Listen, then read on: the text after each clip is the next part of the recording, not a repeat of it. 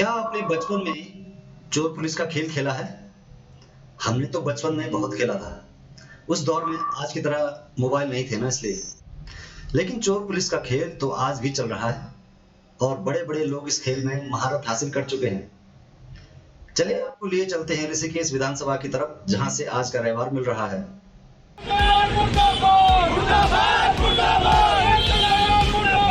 और यदि किसी को एक कुर्सी पे कंटिन्यू जनता बैठाती है तो उसके अंदर घमंड आ जाता है, तानाशाही करने की क्षमता आ जाती है। माननीय प्रेमचंद अग्रवाल जी का अवैध होल्डिंग जो बिजली के खंभों में लगा है, इसी प्रकार पूरी विधानसभा में उनके होल्डिंग लगे हुए हैं।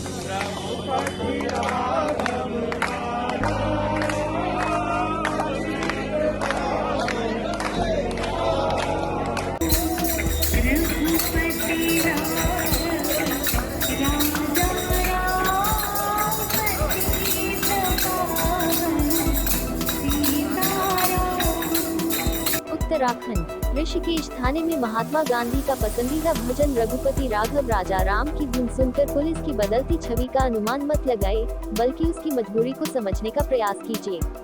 क्या उत्तराखंड की पुलिस नेताओं की दबाव में काम करती है? थाने के बाहर कांग्रेस कार्यकर्ता भजन गा रहे हैं।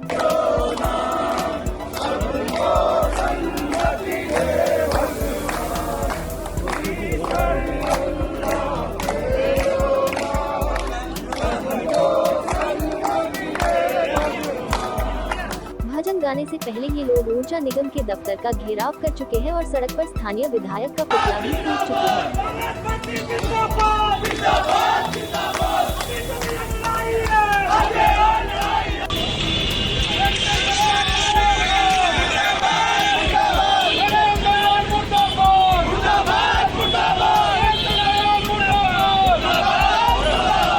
जबकि विद्युत पोल व ट्रांसफार्मर पर क्षेत्रीय विधायक प्रेमचंद अग्रवाल के बड़े-बड़े होर्डिंग लगे हैं।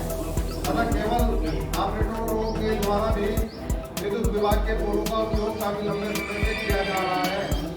आपके द्वारा उक्त के खिलाफ आज तक कोई कार्रवाई नहीं की गई, जबकि विधानसभा ऋषिकेश के ग्रामीण व शहरी क्षेत्रों में विधानसभा अध्यक्ष एवं भाजपा नेताओं के बड़े-बड़े होर्डिंग एवं बैनर विद्युत पोल पर लगाकर भाजपा का प्रचार कर रहे हैं।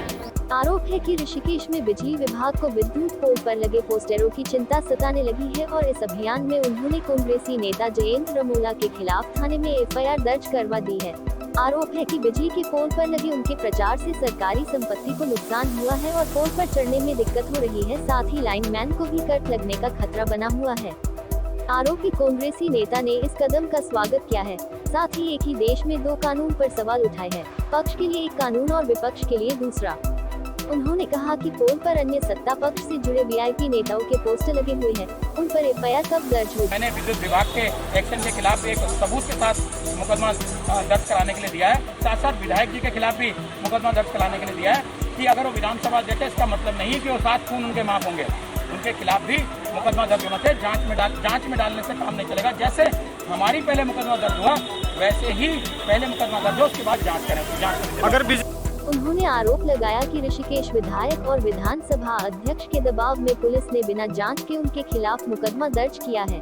इससे पहले भी राजनीतिक शत्रुता के चलते अन्य कांग्रेसी नेताओं पर भी एफआईआर हो चुकी है।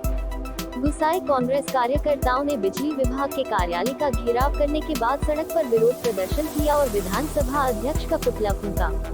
दरअसल मिशन 2022 को लेकर कांग्रेस और बीजेपी नेताओं की एक दूसरे के लिए कड़वाहट सड़क पर दिखने लगी है।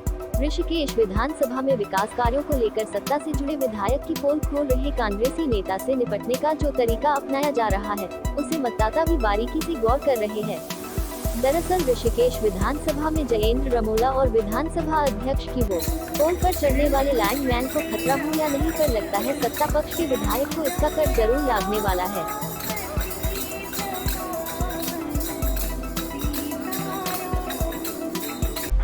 आज का जो हमारा ये कार्यक्रम था, ये ऋषिकेश विधायक की तानाशाही और उनकी मित्रशाही के खिलाफ हमारा एक आक्रोश था। मैं विधानसभा अध्यक्ष को, ऋषिकेश विधायक प्रेमचंद अग्रवाल को ये चेतावनी के साथ कहना चाहता हूँ कि अगर आज उन्होंने ये जो परंपरा शुरू करी है कि पहले मेरे ऊपर मुकदमा, उसके बाद आज जयेंद्र भाई के ऊपर जो सरकारी विभागों के ऊपर दबाव डाल के जो मुकदमा उन्होंने दर्ज करवाने का काम किया है, हम कांग्रेसी लोग हैं, हम इन मुकदमे, थाना, कोर्ट, कचहरी, तुम्हारी लाठी डंडे गोलियों से डरने वाले नहीं हैं। अगर हमें किसी भी तरीके से आपने दबाने की कोशिश करी, कुचलने की कोशिश करी, तो ये और ज़्यादा आक्रोश जनता का उभर के यहाँ पे ऋषिकेश में सामने आएगा। 15-14 साल का तुम्हारा भांडाफोड़ हो चुका है। ऋषिकेश की जनता तुम्हारे कामों को समझ चुकी है। तुम पूरी तरीके से यहाँ पे इनके सामने निवस्त्र हो चुके हो। अब तुम्हारा यहाँ पे छल कपट ये चलने वाला नहीं है। अब तुम्हारा बस्ता पैक होने का समय आ गया है। विधायक जी, अब इससे ज़्यादा तानाशाही और बर्दाश्त नहीं करेगी जनता।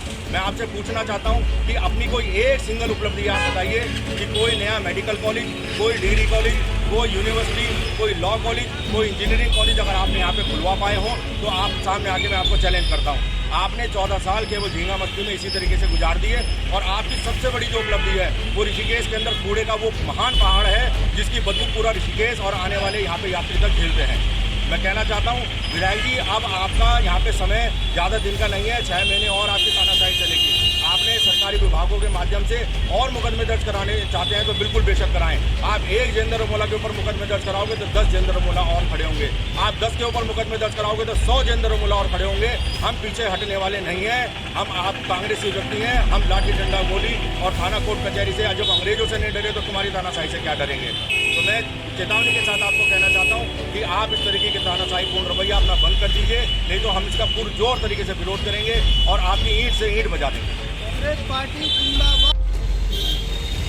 देखिए, किसी भी पार्टी का हमारा मानना ये है कि भारतीय जनता पार्टी का विधायक यहाँ पे लगातार 3 बार हो चुका है और यदि किसी को एक कुर्सी पे कंटिन्यू जनता बैठाती है तो उसके अंदर घमंड आ जाता है, तानाशाही करने की क्षमता आ जाती है। वो सोचता है कि मुझे कोई हरा नहीं सकता और मैं हार नहीं सकता, या जनता के खिलाफ जो भी ठोकूंगा जनता मेरा समर्थन करती रहेगी। ये प्रेमचंद अग्रवाल जी की भूल है। अब वो तानाशाही करना बंद करें, अब उनकी विदाई सुनिश्चित है। बस हमें इतना कहना है। कोई धरना ना कोई प्रदर्शन है, हमारा सिर्फ और सिर्फ पुलिस को, जो पुलिस का काम है उसको बताने के लिए आज यहाँ पर हम सब कांग्रेस जन आए हैं और एक सत्याग्रह के तौर पे आपने देखा होगा रघुपति राघव राजाराम हम यहाँ पर भजन कर रहे हैं और पुलिस को ये बताने हैं आपका काम है कानून का पालन कराना।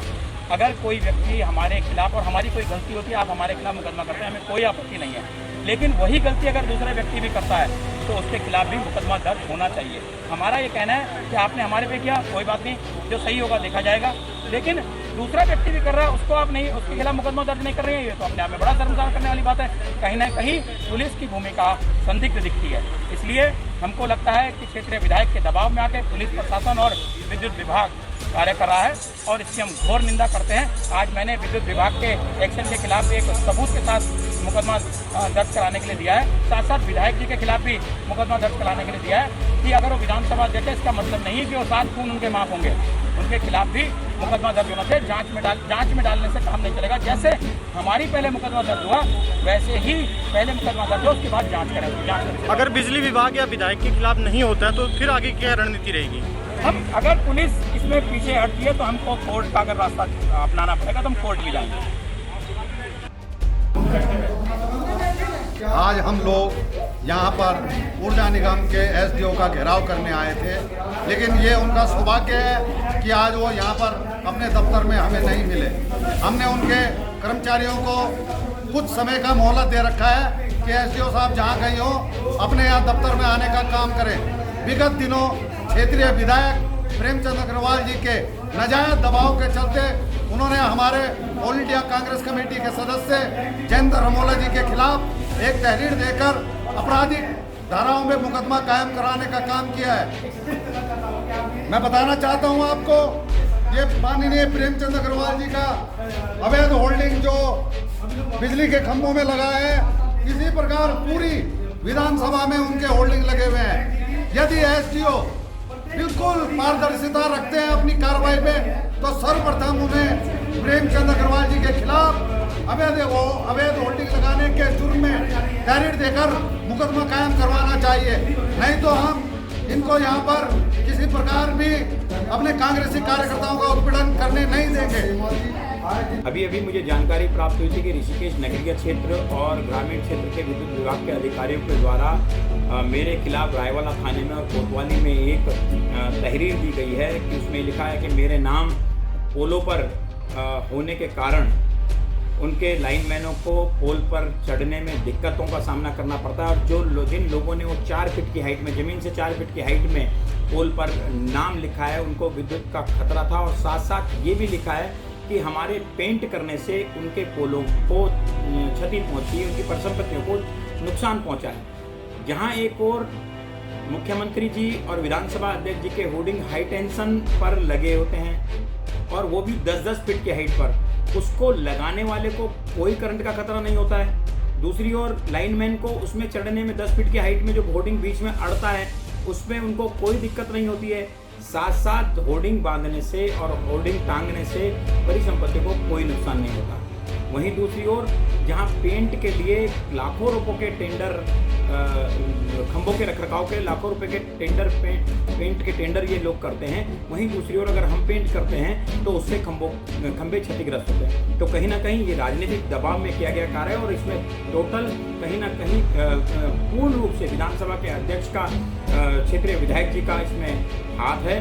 वो राजनीतिक द्वेष के भावना से इस तरह के कार्य कर रहे हैं। पुलिस और सरकारी विभाग को हथियार बनाकर हमारे खिलाफ इस्तेमाल करने का काम कर रहे हैं। तो मैं विधायक जी आपसे कहना चाहता हूं, मैं आपसे आपके ऐसे कार्यों से कतई भी डरने वाला नहीं हूं। आपके झूठ की पोल में लगातार खोलता रहूंगा। आप चाहे जितने भी मुकदमे मेरे ऊपर करवाना चाहेंगे तो मैं कतई भी डरने वाला नहीं हूं।